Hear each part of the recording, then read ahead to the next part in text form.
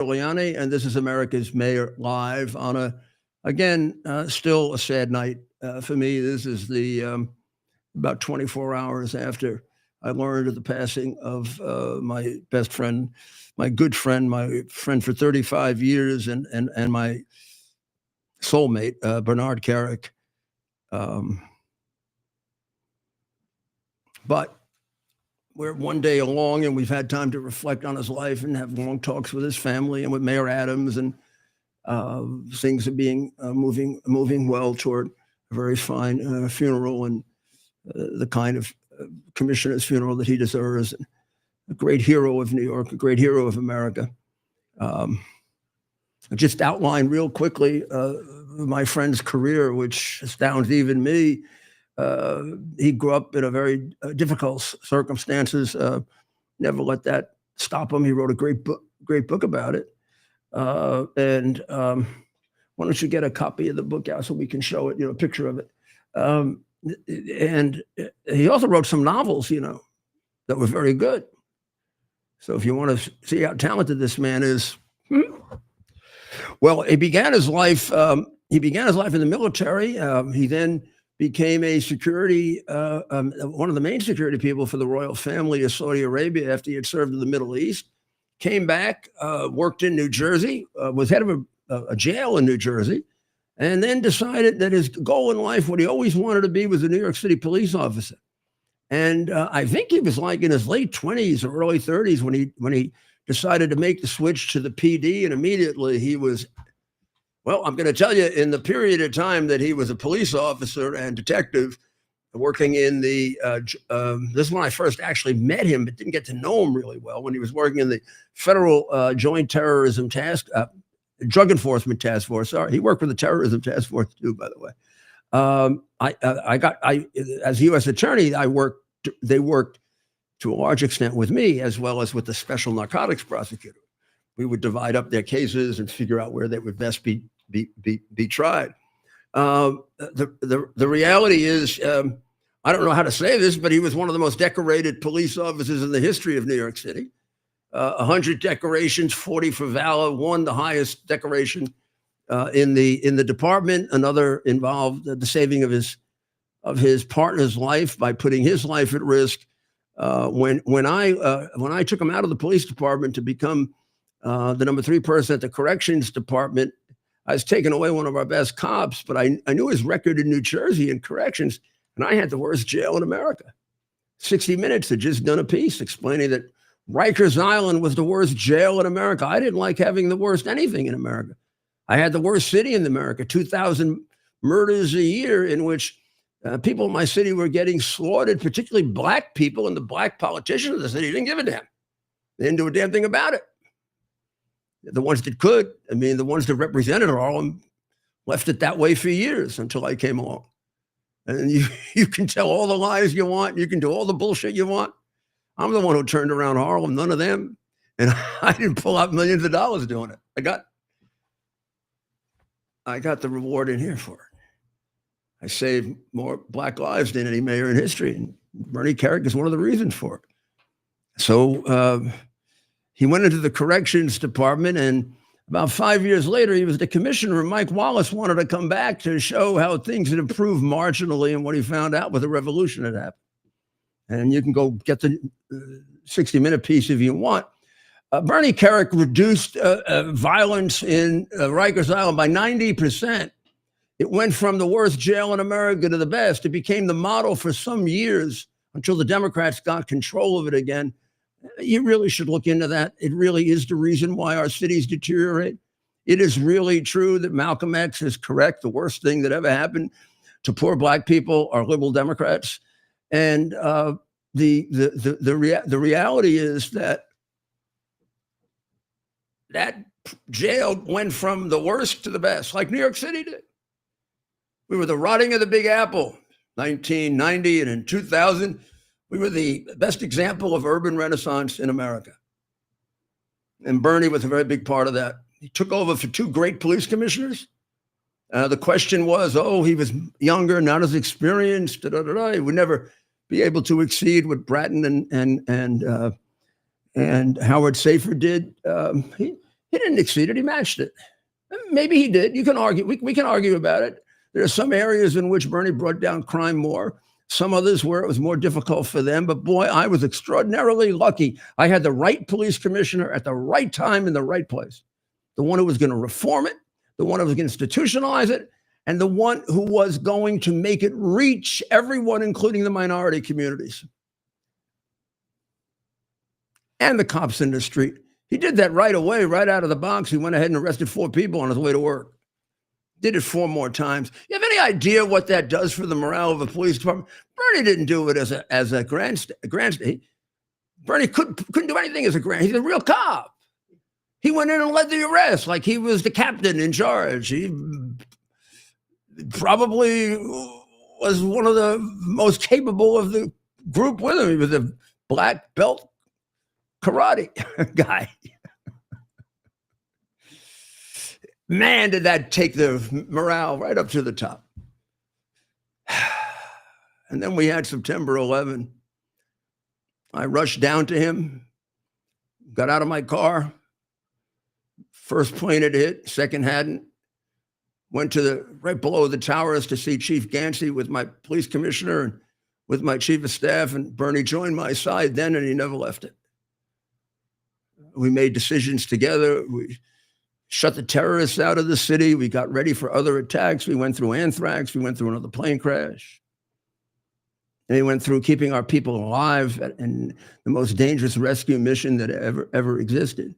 We went on Saturday Night Live, as you see right there, to tell people to come back, time to come back. I don't know where we were there, but I was sure upset about something. And Bernie, looks like Bernie wasn't too happy either. Oh, I see what you mean. Like it might have. No, I know his. Fallen, Oh, it could be a funeral. It could be a memorial service. Who knows? There were just so many times like that. That was a memorial service, of course. There he is. Man had balls. Wow. And you could call on him anytime. And it never wavered. We were reported as missing and thought by the governor to be dead. And Bernie helped me keep everyone, all 40 or 50 that were with us, calm and able to use their wits so that we could figure our way out of a difficult situation and then figure our way to the top and figure our way to keep the city going as we were losing one thing after another. I couldn't have had a better soulmate, and I had 2 others also. The police commissioner, Tom Von Essen, and the unfortunately departed Richie Shearer, and my counsel, Dennison Young. Just Tom and me now. Well, we went on from there to do a security company. It was enormously successful. We worked in Mexico. We worked in Qatar. We worked in jungle. And then he went off to Iraq to be the acting minister of security. And I would call him at night to see how he was. And I'd call him at night for the joint projects that I had to kind of take over. And I would hear gunfire in the back. I'd say, Bernie, how close is that? He said, I don't know. Not close enough to hit me. You can't believe how brave this guy was. You just can't. I'm going to show you a few of my pictures here. That's me with Governor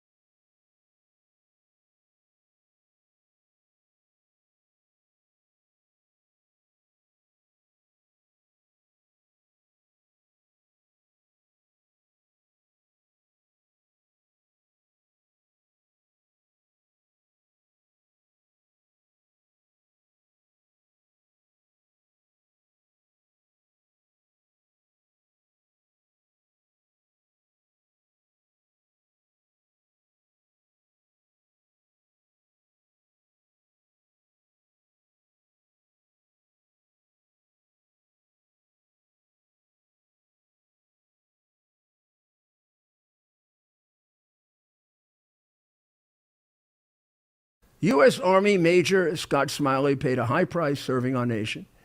Scott was leading his platoon in Iraq when a blast sent shrapnel through his eyes, leaving him blind and temporarily paralyzed. Scott would become the first blind active duty military officer before medically retiring years later. Thanks to friends like you, the Tunnel to Towers Foundation gave Scott and his family a mortgage-free, specially adapted smart home. Show your support for America's heroes now. Donate $11 a month to Are you ready for some action? I'm ready for action. Get the Elite TV plan only through the portal. 218 channels, and it's only $69.95 a month. Wow. Including your free portal. That's cheaper than everyone else. Your favorite sports, movies, news, Wow. even daytime dramas. We're talking about ESPN, OAN, Newsmax, Wow. channels you can't get anymore in certain areas. Compared to the competition, this is a way better deal. Endless selection. Not to mention all the free music channels. There's over 700 premium and classic movies all ready to go. Wow. Plus, they got catch-up TV that allows you to go back and watch what you've missed or want to watch again. Cut your cable in half and get twice as much for free. Way more channels for half the cost. After the first year, the subscription then drops to $57.95 monthly, Wow. where you change or upgrade anytime. Go to QUXNow.com and get yours today. Use promo code Rudy. Act fast.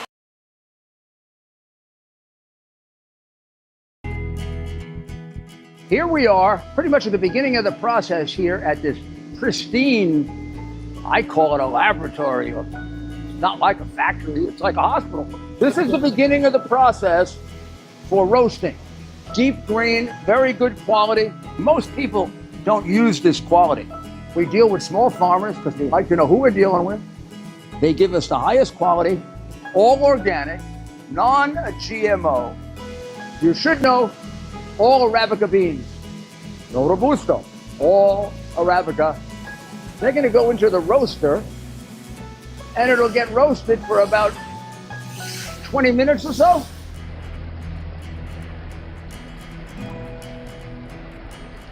Oh my goodness, look at these. My goodness.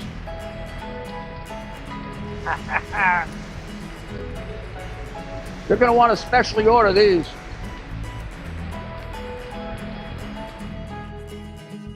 This is what goes into Rudy's coffee.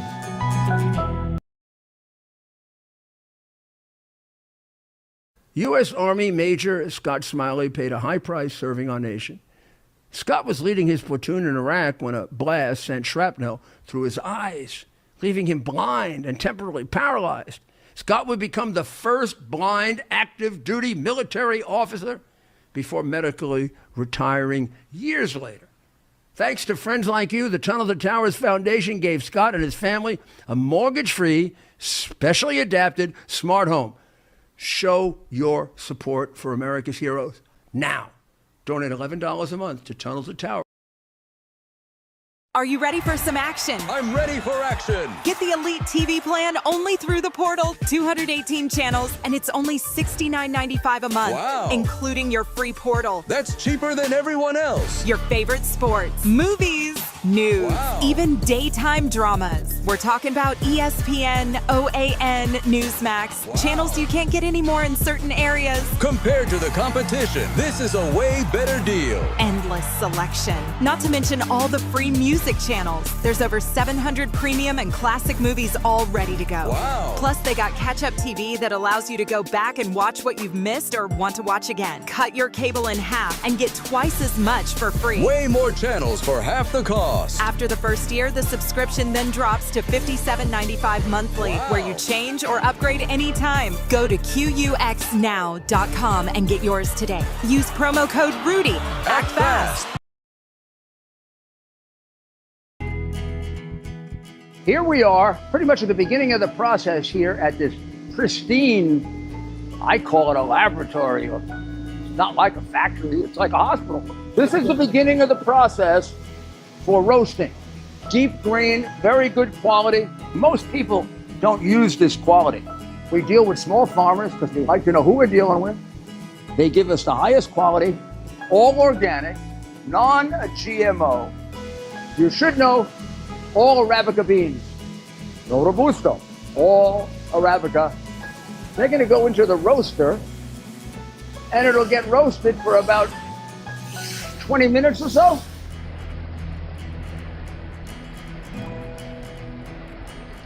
Oh my goodness, look at these. My goodness.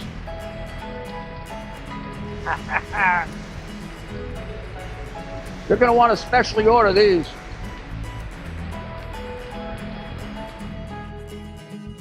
This is what goes into Rudy's coffee.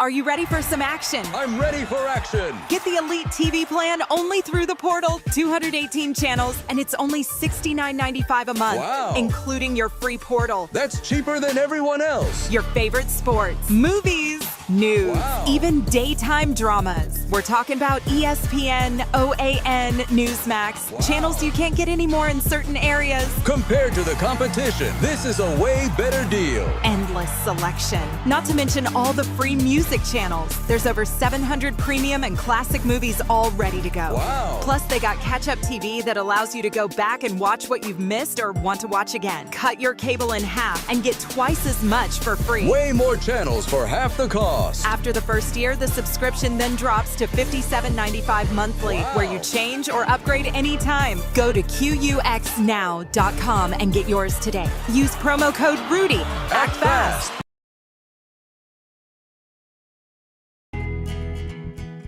Here we are, pretty much at the beginning of the process here at this pristine, I call it a laboratory. It's not like a factory, it's like a hospital. This is the beginning of the process for roasting. Deep grain, very good quality. Most people don't use this quality. We deal with small farmers because they like to know who we're dealing with. They give us the highest quality, all organic, non-GMO. You should know all Arabica beans. No Robusto, all Arabica. They're going to go into the roaster, and it'll get roasted for about 20 minutes or so.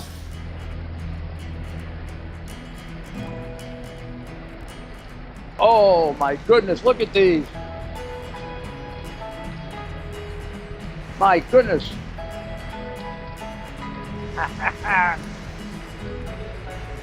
You're going to want to specially order these.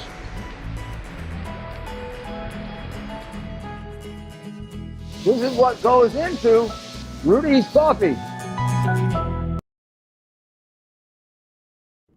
We're back. Welcome back. This is Rudy Giuliani with America's Mayor live from Palm Beach. Even though that's America's City, USA behind us, we have that there since Labor Day because we're celebrating, not Labor Day, Memorial Day. We're celebrating Memorial Day week in honor of those who died to keep us free. So let me finish the last thought that I had. Well, not the last thought. There'll be many more. Bernie's funeral right now, and I think it's pretty well settled with his wife Hala and the Mayor Adams, who's been very, very kind, I must say. I have nothing but great praise for him. The wonderful statement he made about Bernie, because he knows Bernie as a fellow police officer. So he knows what Bernie's made of. Well, the funeral will be at St. Patrick's Cathedral. It's called the name in New York, a commissioner's funeral.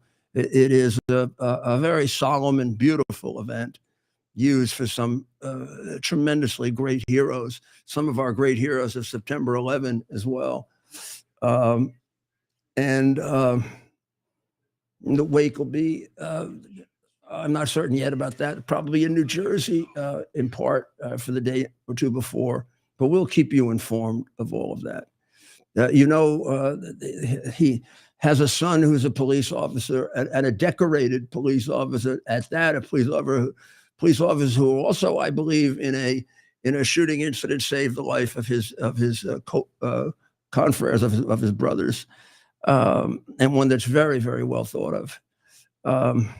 Joseph, his name is, and two beautiful daughters who are my goddaughters and who are, of course, crushed, but have the strength of their dad, and Hal is holding up brilliantly.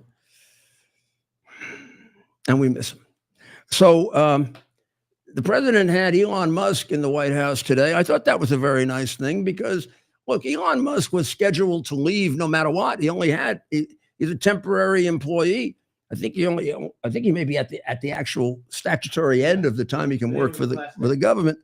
The man took unbelievable. I don't know. People say it's hard to feel sorry for the richest man in the world. Of course, it's not hard to feel sorry for the richest man in the world. You don't notice that word, man, human. We all have feelings. I'm sorry. And we all are entitled to just treatment. The richest and the poorest. Isn't that what we're about and what the commie bastards aren't? What they did to this man is just a sign of how much Marxism and communism and hatred and insanity in the Democrat Party has infected the press. And all he tried to do and all he did was try to find out how we can straighten out this completely out of control government where we could lose our freedom over our inability to deal with our wealth or lack thereof. And the things that he pointed out that the president did a very, very good job of explaining today, they weren't even debatable. The fact that he didn't completely reach goals yet, those are goals for 4 years. He got off to a heck of a start and he got us pointed in the right direction. And as the president said, D.O.G.E is now a way of life. It's like Buddhism. I don't know if it's like Buddhism, but it's like a way of life. And this is a guy that's made so many contributions to us. I mean, his space program is better than Russia, China, maybe even ours. It had to save ours, didn't it? So let's take a look. We have a little bit of the event, don't we, Ted? We do. Okay. We'll win now. Yep.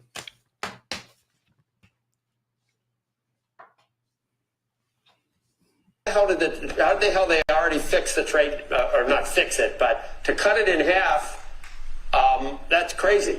So there wasn't a lot of front loading of things that they needed before. Thank you, Elon. Thank you. Take care of yourself. Thank you. It goes to very special people, and I thought I'd give it to Elon as a presentation from our country. Thank you. Thank you, Elon. Thank you. Take care of yourself. Thank you. You see the lock. The lock on this is amazing. That's right. Large luck. Well, let me say perhaps a few words that this is not the end of D.O.G.E, but really the beginning. My time as a special government employee necessarily had to end. It was a limited time thing. It's 134 days, I believe, which ends in a few days. So that it comes with a time limit.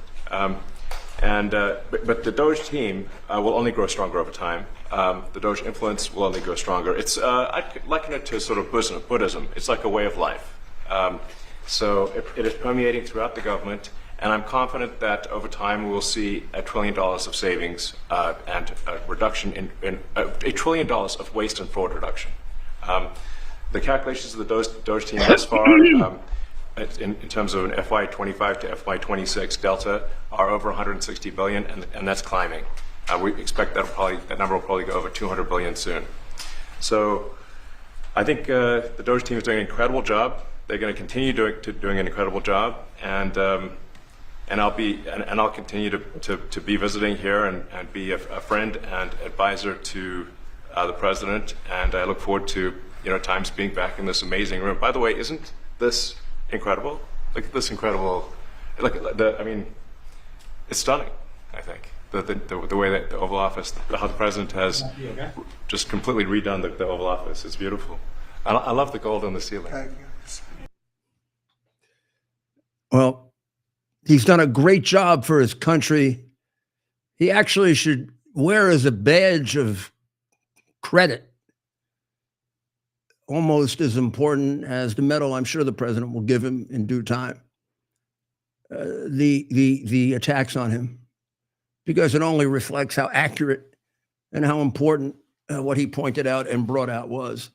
And maybe a man that isn't as rich as he is wouldn't have the independence to be able to do that because he took on some of the most powerful structures in this country. And he will continue to.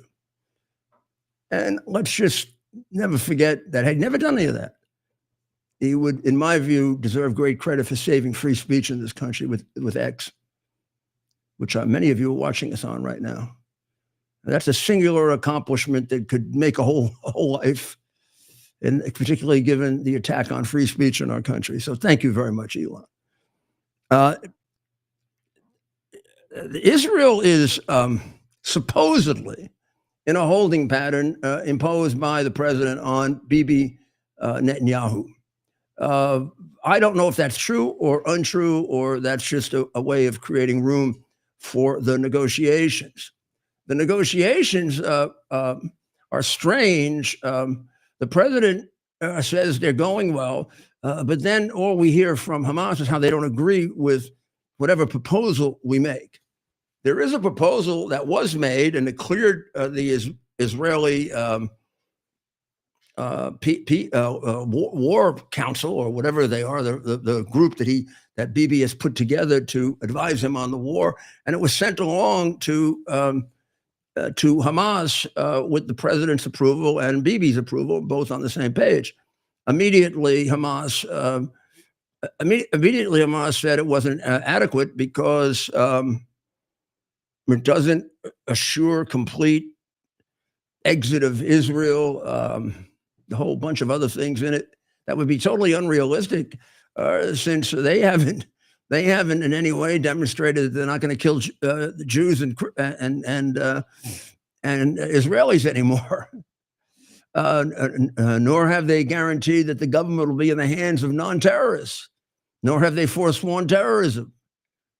We're still dealing with a terrorist group, which is a little tricky. I don't know. I'm not in the middle of it. I'm not going to criticize it. The accepted wisdom was never to negotiate with a terrorist group. There's exceptions to everything. This president wouldn't be a really good one if he didn't figure out that there are exceptions to everything. But this may be showing us why you don't. I mean, they just basically string you along at every minute. But right now, Israel has complied with the bullies, France and Germany and Spain, and therefore submitted a ceasefire agreement. And it's their hero, Hamas, that hasn't. Now, we've given them any number of warnings that if they don't, all hell's going to break loose. Well, what do you think, huh? About time? Governor DeSantis thinks so. Governor DeSantis made a talk yesterday in Florida, and I didn't see this. I hope this is not seen as disloyal. I hope this is seen as this is a very, very important issue, and patriots can have somewhat different views on this. And this patriot, Ron DeSantis, has voiced skepticisms about the ongoing negotiations on this theory that you can't trust this regime. And also, we're negotiating with this regime without, maybe we do, but it doesn't seem to me that we're infusing in it enough understanding of how much American blood they have on their hands. And they've killed a lot of Americans over the course of the Iraq war, before that, hostages. And every Friday, including, I'm sure, this one, which is, I guess, over for them, huh? They will pronounce death to Israel, death to America, death to the MEK in Tehran. Well, that's been going on for a long time. Yeah, death to America. So reach an agreement with them seems a little unrealistic. I'm going to show you why in a minute. The president has said that the only agreement he would agree to is one where they will remove all of their nuclear capacity. They cannot even have the capacity for the peaceful use of nuclear power. And he says what he really would prefer, and I've said this any number of times, if at all, if it's going to be anything less than a military attack, it should be a It should be a regulated military attack. Here's what I mean. And the president has outlined this. He said that what I'd really want to be secured is that we be allowed to go in. We go to every nuclear facility. They remove all the people from as far away as they have to so nobody dies. And then we get rid of the nuclear facility and we assure ourselves that it's gone. And then we move on to the next one and the next one and the next one and the next one. We'll do it with Israel or without Israel, or Israel will do it on its own. And then at the end, we'll have certainty that they're all gone. And then we'll have an ability under our control to inspect whatever we want. The president has outlined that. And it seems to me that that's where we are. Either they say yes to that, or we accomplish that, as the president says, the hard way, which, as far as I can tell from every bit of snooping around I do, Israel is been ready for this for a year. And they had a little practice at it, and were quite satisfied that it's going to work. They haven't failed us so far. Now, I don't know if this is appropriate, Ted, to take a poll. I didn't take this poll, but I just happened to have fallen into my hands. So I think it's worth the American people hearing it, right? So Rasmussen, a well-established pollster, right? And this is an issue you generally don't poll on war and peace, right? 57% of the American people favor taking military action and taking the nukes out against Iran's will. And 77% of Americans believe they want to establish nuclear weapons no matter what they say. I don't know what the other 20% want. I mean, they want them to hit us with the nuclear weapons, I guess. But maybe they just the other 20% of the 20% that don't think and voted for Biden, right? Now, that 57% is opposed by only 30% of Americans who say that they would oppose a U.S. strike against Iran, and only 17 strongly oppose it. That's a very small number. Right. And 13% aren't sure. I mean, I guess there are always people that aren't sure of anything. Some people aren't even sure they're people. Right? I mean, the people walk around and think they're monkeys or whatever. Now, you want another thing that 77 Republicans want them to hit. They want them to take them out with no bullshit. No agreement, no paper. Paper's not worth it's not worth the ink on it. Of course it's not worth it. What do we need to get hit in the head? Like, I know my good friend Mark Levin is apoplectic over this, but Mark, notice I don't get as apoplectic as you do. This is where he's been leading it. We'll talk about it after it's over. These things are coming out. 77% Republicans, 57% of Americans. Of course, the Democrats. But what do you think the independents are? And how about 77%? That's almost 8 out of 10 Americans think they're going to go nuclear. That all this stuff about the peaceful use of nuclear power is as much a lie as I have been telling you. It's a lie for 10 years. And Biden et al. And Obama have been financing it. And as I told you, Hamas has said no to the deal. The terror group says, Steve Witkoff reports, that it doesn't meet their demands. Since when the terror groups have demands?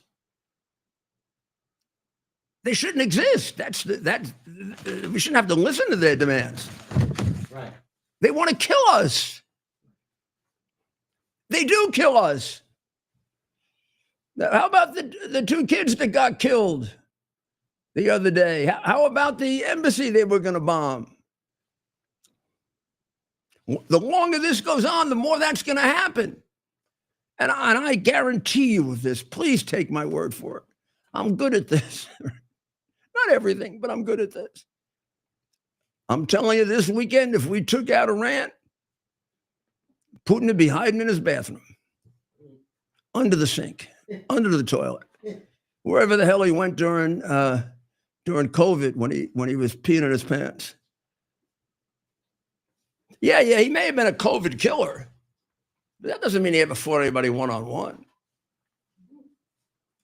My father used to say about the mafia, they're all cowards because they got to fight in groups and they got to carry guns. No, I don't know. Putin, tough guy. Any guy that pretends to be as tough as he is. Bernie never pretended to be tough. Bernie could kill you in about 2 seconds. But he never pretended to be tough. He was tough. He just was.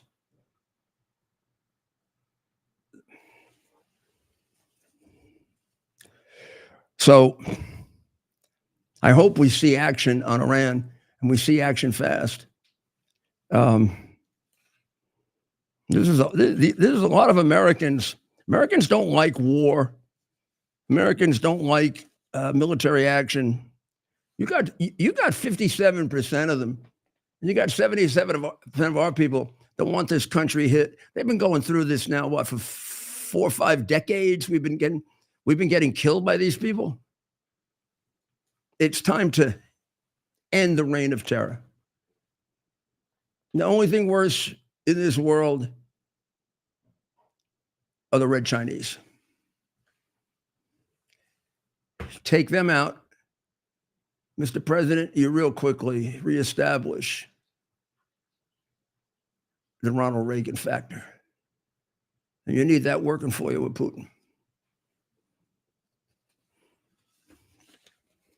Well, who the heck knows what's going on with the Supreme Court, right?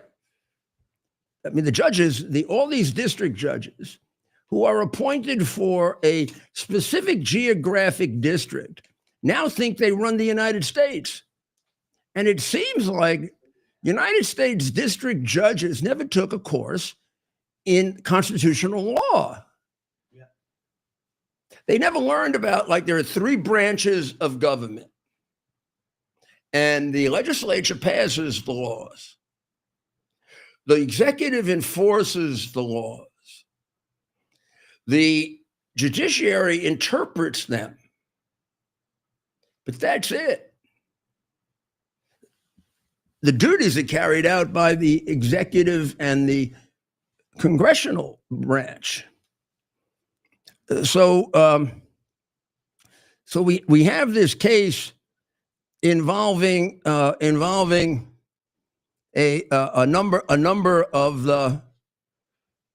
the immigrants who were thrown out, and they were thrown out under the authority of the old law of 1798. And the question is, does the president have emergency authority to remove these people and to remove them, as expeditiously and as fast and as easily as he can? And the court originally, took the view that he didn't. Now the Supreme Court has held that up, and the question, ultimately, some places will be one way and other places will be someplace else, and this is going to change a bit over time. Some districts will allow it, some won't. But there are 2 big questions that overlay this, right? One big question is, can a singular district judge issue an injunction against the whole country? So he has a group of people, let's say from Boston, right, who ICE threw out. Now, that was a particularly, I think they may have selected this group to make this judge look like some kind of criminal, because this group was some of the worst criminals I've ever seen. I mean, most of them were perverts and preyed on women and children. I mean, raped them, killed them. And the ones that didn't do women and children, a couple did little boys. And the judge, Murphy, was it the judge's name? Murphy wants to bring them back. So they were going to send them all the way to South Sudan. And they got them about halfway there to an American base. And that's where they're sitting, and they're in, it's a ping pong ball now. The judge says you didn't have the authority to throw them out under that act. The president and the administration's and first injunction, then it went up on appeal. The court has now suspended the injunction. But the question ultimately is, when that law says that the president can take extraordinary action to protect the United States when we are incurring an invasion and have a national emergency, is he correct when he says that fentanyl was an invasion of this country, and therefore that applies to the tariffs that have been placed on Mexico, Canada, and China, and then anyone else we can prove, or and you don't have to prove it. I mean, the question is, do you have to prove it, or is this assigned to the good judgment of the President of the United States? And I would say that many constitutional scholars would say that in this area, it's his judgment that can't be second guessed, because the court has no capacity to second guess it. The court doesn't have available to it the ongoing day-by-day intelligence upon which to make that decision in the best interest of the country. The court is not an enforcer of laws. It's an interpreter of laws. The court is not a military authority. The president is the commander-in-chief. All the court gets to say is, did Congress authorize you to do this or not? And there's no question Congress authorized him to do it. If not him, who else? So the scope of the Supreme Court review should be rather narrow. But these judges, these left-wing crazy judges, think that they can just, they can play president. They can review everything he decided and pick it apart. No, it wasn't serious enough. No, there weren't enough cases. No, there weren't. If you understand me correctly, the scope of the review by the court is, does the president have the authority? Did Congress give it to him? Answer, yes. Case over. Now, if the president made an absolutely insane decision, suppose he said, nothing can come in here from England because drugs are coming in from England. And suppose no drugs were coming in from England. Would you be able to have that reversed on the grounds that there's a theory there called it's unconstitutional as applied? Now, if he takes action that he doesn't have authority to take, it's unconstitutional per se. If he does take action, but he does it in a way in which he defies all rationality, that theoretically could be unconstitutional, but we're not there. There is certainly enough evidence that Mexico does allow, and has over the last 4 years, allowed record amounts of fentanyl to come in and killed record amounts of Americans, that Canada has and that China has. And the court is not supposed to be weighing, was the president right and wrong in the way that he judged that. It's for him to do that. So I think those cases are going to come out. I think that's going to come out all right. Here's the second one. Can the president do a more general restriction on immigration, and even more importantly, tariff adjustments, based on the fact that we've had an invasion of the United States, the likes of which we've never seen? Now, the liberal judges say, no, we can't do that because the Congress didn't say anything about tariffs. They just said take action, and they would have said tariffs if they meant tariffs. And anyway, you know, we've had illegal immigration forever, and it's never been seen as an emergency. Well, that's kind of a very weak argument because we've never had illegal immigration at this level. Not even anything close.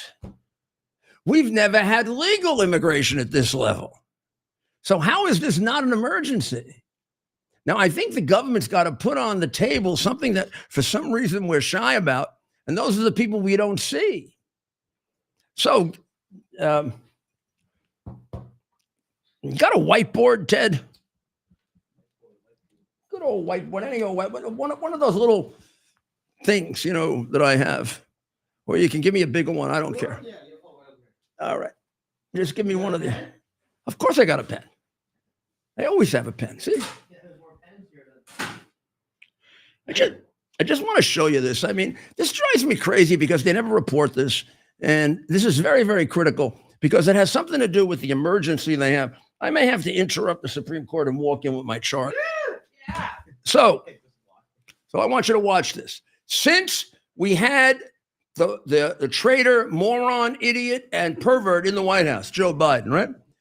A bare minimum number that we can count. 8 million. Okay, see that? See my 8 million there? 8. Can everybody see 8 million? 8 million? Okay. These people, we stopped at the border. He let them all in. Actually, we really had about 9 million. He let 70% of them in. That's the 8 million that got in. Trump has so far had about 100,000 and he's let like 3% in. I mean, if the world has changed. Then we have what are known as gotaways. We didn't get their names. We got descriptions, or we just got notice that somebody came in. So we could write it down. That's about 2 million. Okay, so you say we have, and these numbers could be low. Okay, now there's a group of people that came in that we never saw. They came in those 50, 100, 150 mile stretches between the border points.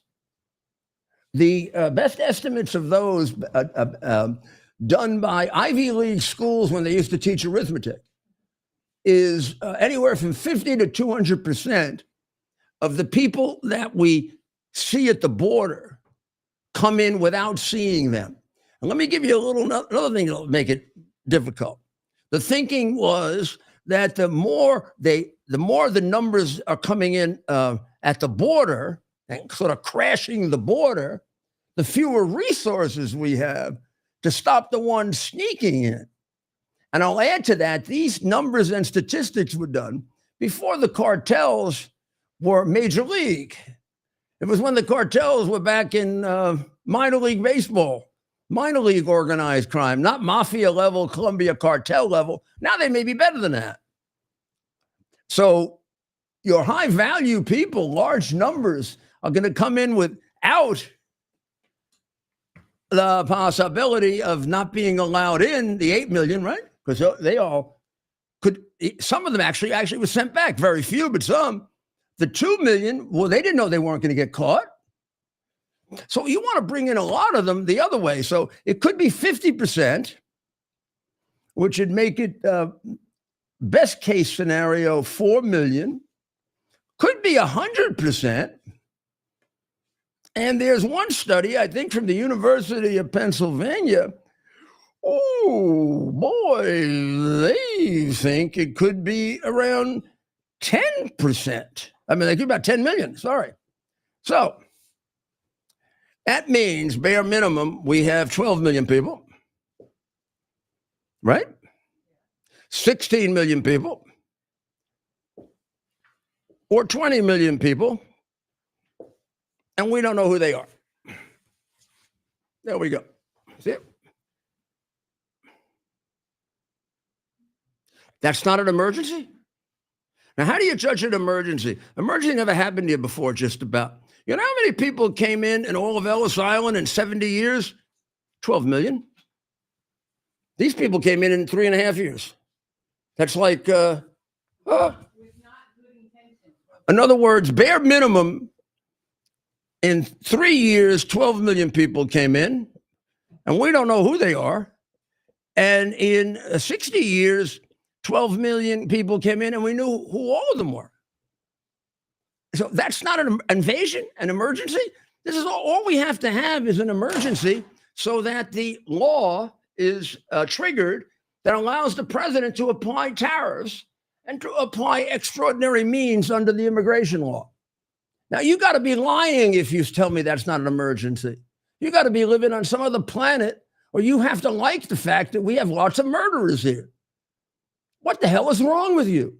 And judges, don't you interpret language anymore? Of course you don't. You don't like the crooked judges in Pennsylvania that said that if an inspector is present for an inspection of a ballot, if he's a Republican, even if he doesn't get to see it, even if he doesn't see 7 million of them, as long as he's in the room. And the room can be a basketball court. And he can be 200 yards away, but he's present. The law says you must have an inspector present. One judge who I don't know what they did to this judge. We can't find her anymore. But one judge said, well, present means, yeah, with meaning. It doesn't mean you're a potted plant. It means you get to look at the ballot. The other judges, all the Democrat hack judges from probably one of the most crooked places in America, Pennsylvania, said, no.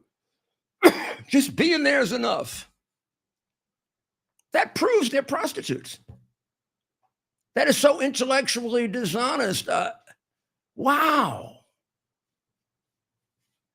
Sell your soul to the crooked Democratic machine of Pennsylvania, or in particular, Philadelphia? Is that what they did in Chicago? They do it in New York. That I can tell you. So I don't know how these cases are going to come out, and it's kind of silly tracking each one of them because they keep going this way and that way and this way and that way. And there's so much to work on right now that I don't think it's materially holding them up, because if this group gets held up, they got another group they can get, and then another group and another group and another group. And they're getting such great cooperation from the sheriffs, who really turn out to be honest and decent Americans, not like some of these Democratic judges who I don't know where they found them. I mean, the guy in Boston who wants the animals back, I don't get it. Or Senator Van Hoopelman, who went down to El Salvador to bring the wife beater and human trafficker back because he didn't hit his wife enough. I mean, that guy wants to come back so he can complete the damage he did. What? Well, we're gonna have to see what happens on that. The other battle the administration is in, isn't it wonderful how they're taking on everything that has to be done to fix America? I didn't think it'd be done this fast, and it is very hard to do it all at once. And you are going to win some and lose some. These balls all have to be put in the air if we're going to bring our country back to the country that was founded by, Madison and Jefferson and Franklin. And because these are the principles where that separation of powers argument all comes from them. Well, Harvard is suing because it wants its cake and it wants to eat it too. It wants to be a communist university serving the People's Republic of China, the Chinese Communist Party. It wants to have communist spies working there who get arrested and get put in jail, as some of them have. They want to be able to take anybody they want from a foreign country without giving the government any information about them. And then they want billions of dollars in government money. I mean, it doesn't have to stop somewhere. Like, you don't get the money? You want to bring the communists in, you don't get the money. You want to teach them to hate Jews or do nothing when they put Jewish kids in jeopardy, you don't get the money. If you want to teach them to hate America, I'm sorry, we're not going to teach you to train people to hate America. I mean, you haven't been a decent university for years. You're a joke. And only stuck-up snot noses go there. Harvard is an embarrassment to a decent American. It has been for some time. They've been taken over by Marxism. And it's really their lack of education, real understanding of history that allows them to, some of them know it completely and are part of it. And some of them, I don't know, they just fool them or whatever. But I mean, look at the country they're giving us. On this issue of accountability, I've got just two examples for you that come out of two different states. One of them is the state of Maryland, which does reflect a lot of the DC thinking, right? Right. So listen to this. Just listen to this. A Maryland teen got arrested for breaking into 121 cars.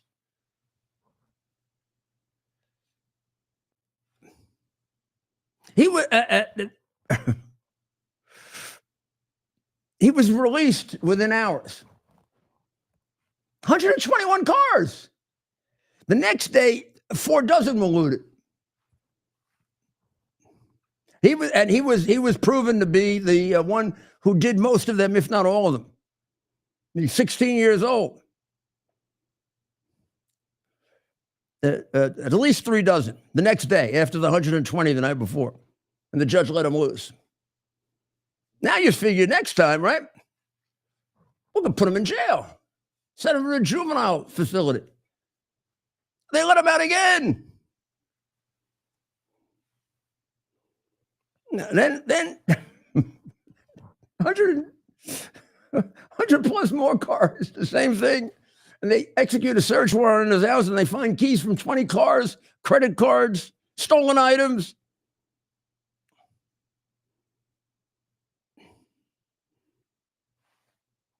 They let him out again. Maryland, they like electing Democrat governors who want to be president. God forbid. God forbid. What a joke. New York.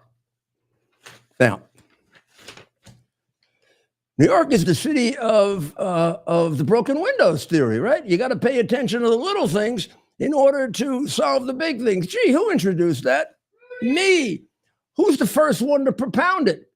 Bill Bratton likes to say he is. Bullshit. First one to propound it was Professor Wilson from Harvard, when Harvard was a real school, in 1981. I worked with him on the Attorney General's Task Force on Violent Crime. That's when I learned it, not from Bill Bratton. Bill did a great job, but gee, Bill, we got to try the truth sometimes. So now we have an enormous number of accidents of different kinds occurring because these delivery bikes, e-bikes, are knocking people all over the place. A tremendous number of accidents. And they're getting summonses. And they have to go to court with the summonses. And we've had people go to the hospital. We've got people complaining about it.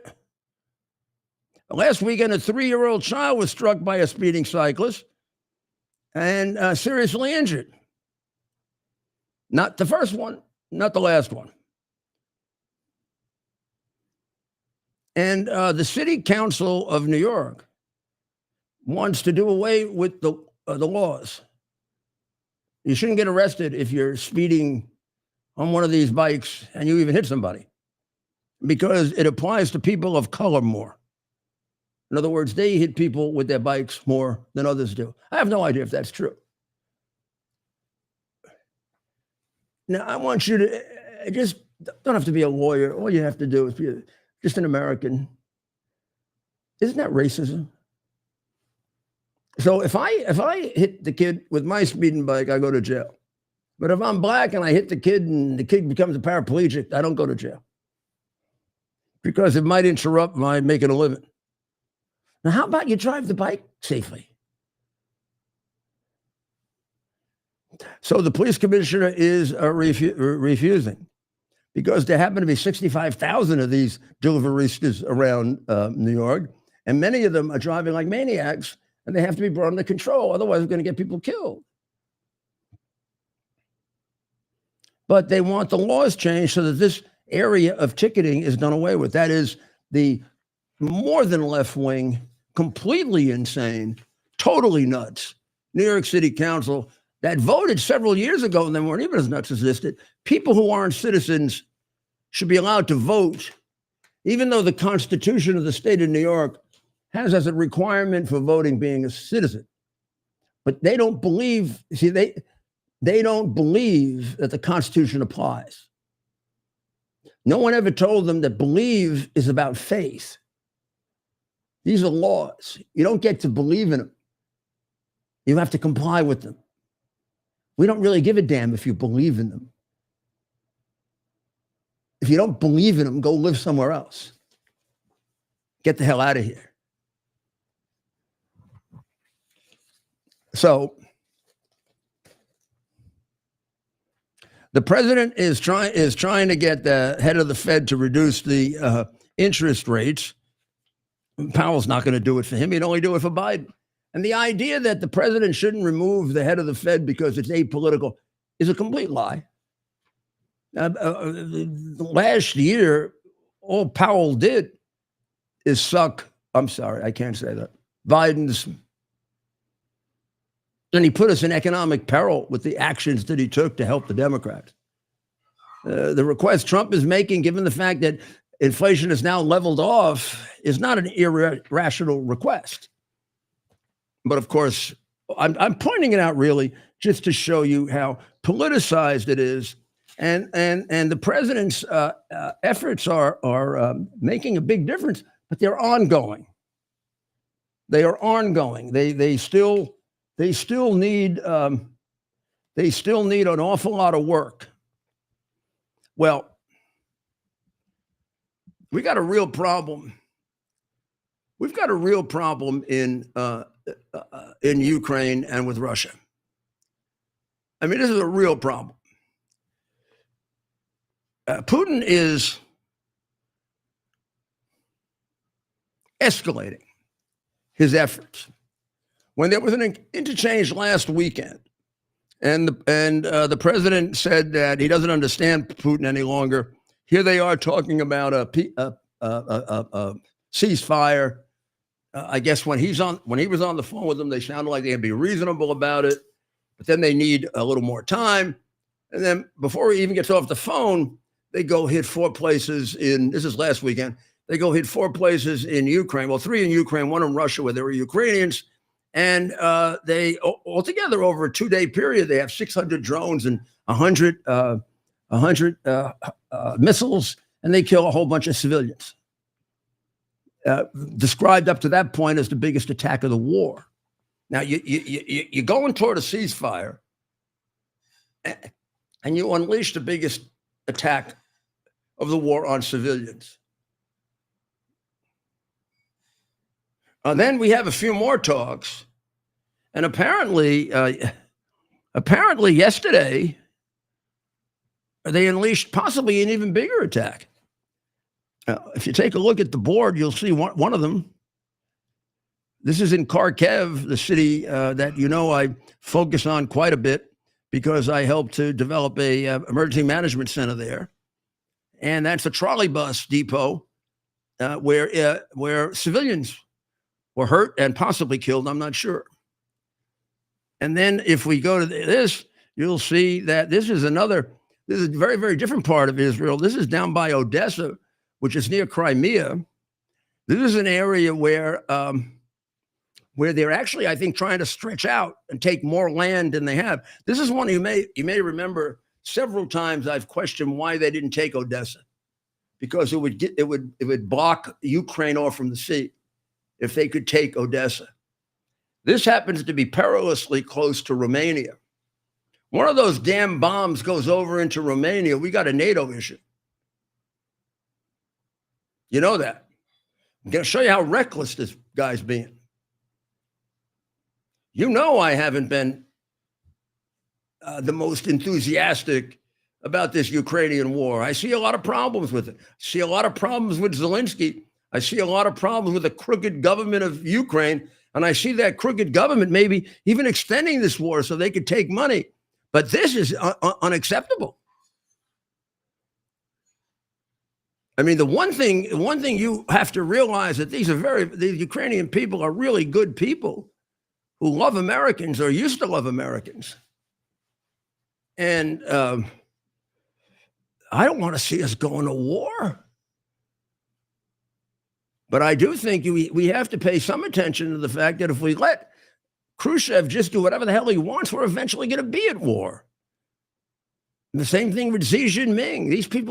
These people have got to be stopped early and often. Like Hitler should have been stopped early. Like bin Laden should have been stopped early. But Clinton, was more interested in sucking around with Arafat and trying to carve up the middle of Europe, which he did horribly. And the other things he was interested in. It wasn't protecting us against bin Laden, or 9/11 may never have happened. So that's what we're looking at, right? So now let's take a look, as we often do, at what this looks like.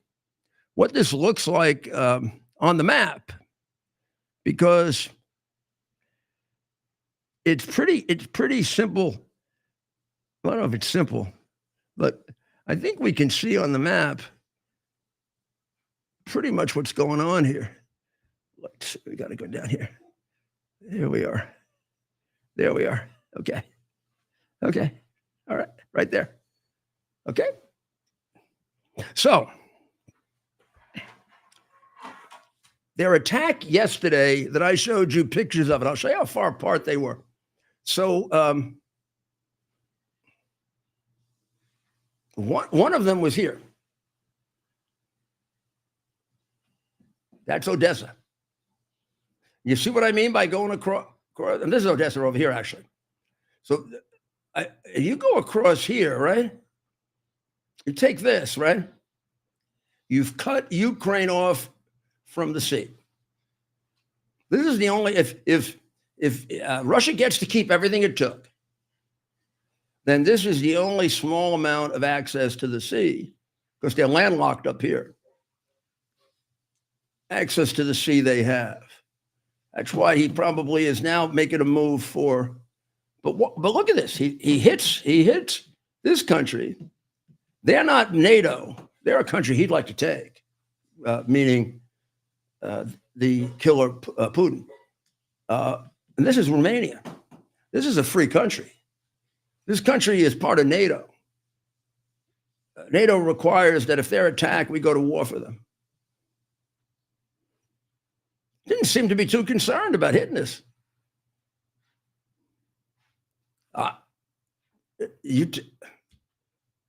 Doesn't somebody have to put the fear of God in them? I think it's possible. So basically, in the last couple of days, so there are Ukrainians up here in Russia. He's trying to drive them out. They're hitting there. Kharkiv is about right here. They're hitting here. They've hit Kiev. And then they've gone all the way down here into Odessa, right on the border of NATO. Before this goes any further, somebody got to punch him in the nose to stop him. Now, how do you do that? One, you hit Iran, because it shows how tough you are. And it shows you're not afraid. And you can do things other people can't. Number two, you impose crushing, unbelievable, unheard of sanctions on them. And since you got almost all of Europe behind you now, that's not going to be impossible. You just cut off their trading with anybody. Cut off their trading with China. Now, China may try to evade it. China might just say it isn't worth it. We gave you jackasses enough money and you couldn't conquer Ukraine. And you're making us nervous about whether we can conquer Taiwan. But maybe China will say, let's live to fight another day. At least you get a chance to do that. You just sit there and send Witkoff back and forth, with another agreement. And then you do what we are doing, okay? I'm going to show you something else that should make you feel a little better, that there may be some real wisdom and strength behind a little of this messing around. So, you know what that is, don't you? You know what that is, Ted? They got a whole bunch of those there. That's an F-16. They started getting them about a year ago. They didn't know how to fly them. They've been trained to fly them. There are a whole bunch of Ukrainians now who know how to fly them.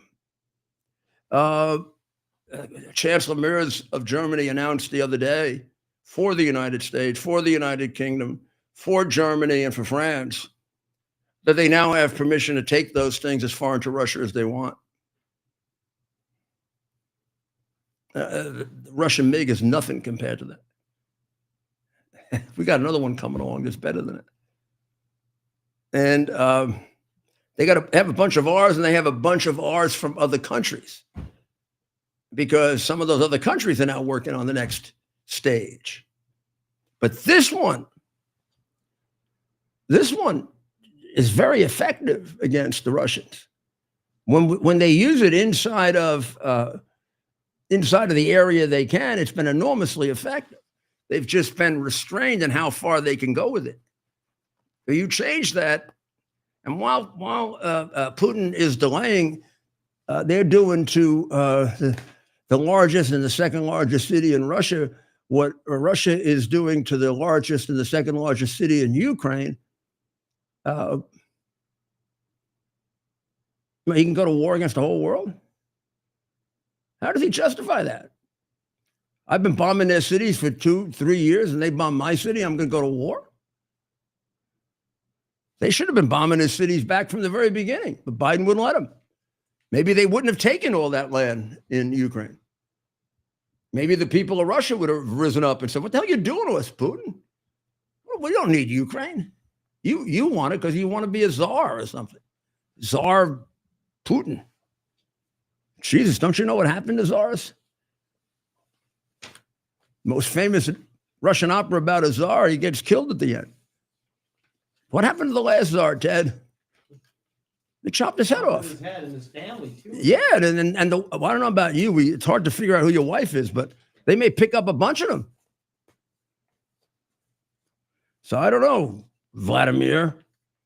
It may be time you start acting, or at least make believe you're sensible. We know you're not, but just kind of make believe you're sensible.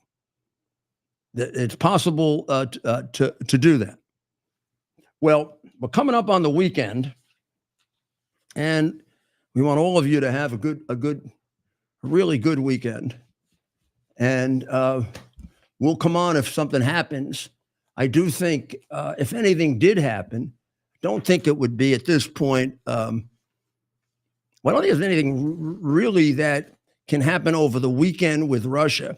I think one of the reasons people say, why the 2 weeks?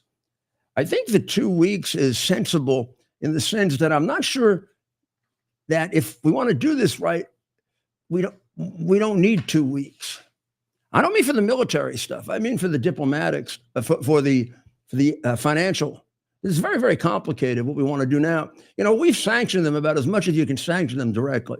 And there are experts who don't really understand the second level of sanctions because they've never been involved in them, that say, well, sanctioning them won't work. We've sanctioned them enough and they've gotten around them. But they don't seem to understand secondary sanctions. And they're much harder. Because now you're sanctioning the whole world. You're basically saying that anybody that buys from Russia and tries to resell it, they're going to be sanctioned. So that's going to cut out all but the countries where they can squeeze their couillons. And they're not a lot, by the way. It might not even be China. I mean, you got a 50-50 chance China breaks with them over this. China's not going to go public with this. China, for the longest time, has not been happy with this war. It's not their war. They don't see what Russia gains by taking Ukraine, by the way, in the kind of wars we have now. Ukraine was enormously important when you had to march an army through Ukraine and they could bog you down there. I mean, so they beat Napoleon that way. They didn't even beat Hitler that way. Hitler came around. They beat him. They beat him because America invaded Normandy and they had to take 1 million troops out of the Russian front. That's how they beat him, the big liars. But it wasn't Ukraine. He didn't even go into Ukraine. But that's always been there. It's always been there. And psychologically, it gives him a barrier with NATO. Although he has a NATO border with Finland, and it doesn't seem to matter very much to him. He hits right next to Romania. So I think the 2 weeks there is necessary. But I'm expecting one day I'm going to get up and we're not going to have a nuclear Iran. I'm praying for that day. And I'm praying for my good friends in Iran to become free, because I've been, for about 12 years, promising them I want to go to Iran. Every time we have our meetings in Paris, we always end by saying, next year in Tehran, so that there's freedom and liberty there. I don't think there's anything better than to see people liberated. Oh, so uplifting. I need some uplift on the day after I lost my best friend. Well, you pray for Bernie, okay? He deserves our prayers. Pray to God that God takes him in his embrace and gives him the reward he deserves. And that St. Michael the Archangel looks after him. And pray for all these people who are on the point of a spear, huh? People of Ukraine, the way they've been so badly used. The people of Russia that he's killing for nothing. Now for nothing. The people of Iran that live under terrible tyranny and get killed by the Ayatollah. And somehow we go easy on them. We have. I mean, Democratic administrations go so far as to give them money, and for some reason we just delay. We want an agreement. We want this. The guy kills us. He doesn't look for agreements.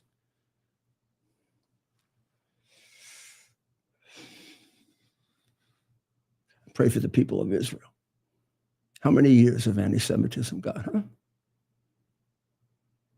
2,000. I thought it was over. Let's pray that it is over. Let's do everything we can to make sure it's over and support this brave president who's trying to do that. And let's pray for the president. He needs all the wisdom and all the strength. And we'll see you next weekend. We'll see you next week at 7 o'clock on Monday on Lindell TV, and it's 8 o'clock on X. And if we come back this weekend, it'll only because something very important is happening. Okay? God bless America.